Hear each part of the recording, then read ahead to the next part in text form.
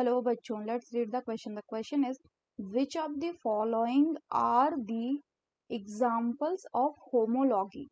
A में है wings of butterfly, bird and bat. B में है paddle of whale, forearm of horse and forelimb of man.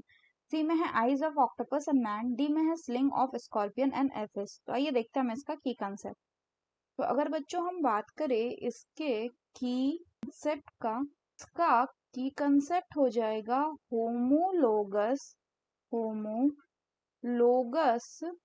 Organs. तो हम अगर होमोलोगस ऑर्गन्स की बात करें बच्चों, तो होमोलोगस ऑर्गन्स वैसे ऑर्गन्स होते हैं दैट हैव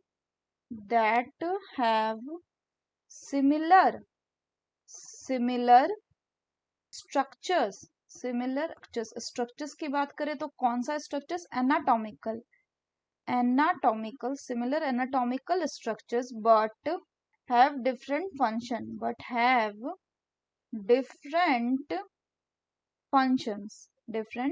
functions. अगर हम बात करें एग्जाम्पल की, तो एग्जाम्पल में जैसे हो जाएगा बच्चों four limbs of whale, cheetah, human, bat etcetera. तो अगर हम बात करें इनके फोर लिम्स की, तो इन सभी के फोर लिम्स में जो बोन्स होते हैं बच्चों, वो होता है क्या? वो होता है आपका ह्यूमरस,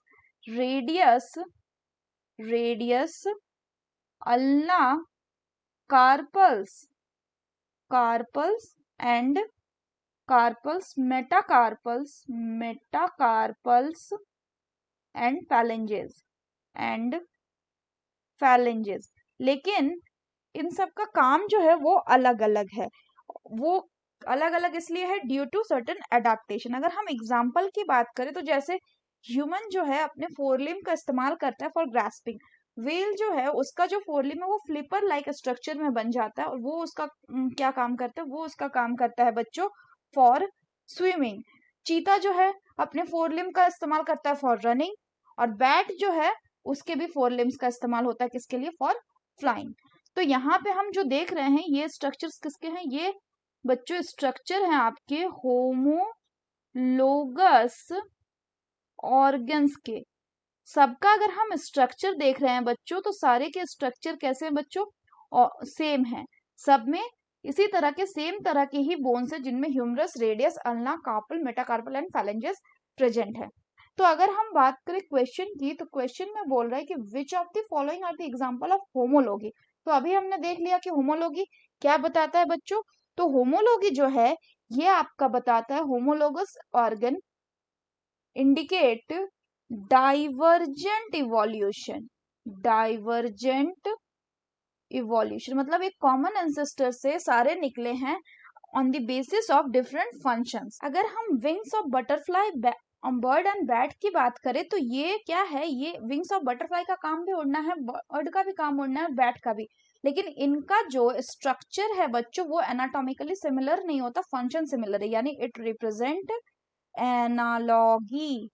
दूसरा है पैडल ऑफ वेल, मतलब वेल का जो फ्लीपर है, four arm of horse and forelimb of man. ये शो करता है क्या बच्चों? होमोलॉगी, क्योंकि इन सब का स्ट्रक्चर जो है वो सिमिलर है एंड फंक्शन जो है वो डिफरेंट है.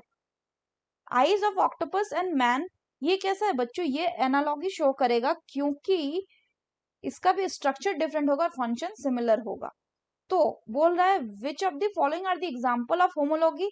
The correct option will be option B, that is paddle of whale and forearm of horse and forelimb of man. जबकि अगर बात करें फाइनल की, तो ये भी क्या शो करेगा बच्चों? एनालॉगी, क्योंकि दोनों का काम होता है डंक मारना. So that's all for the question बच्चों. Hope you understood it well. Best of luck.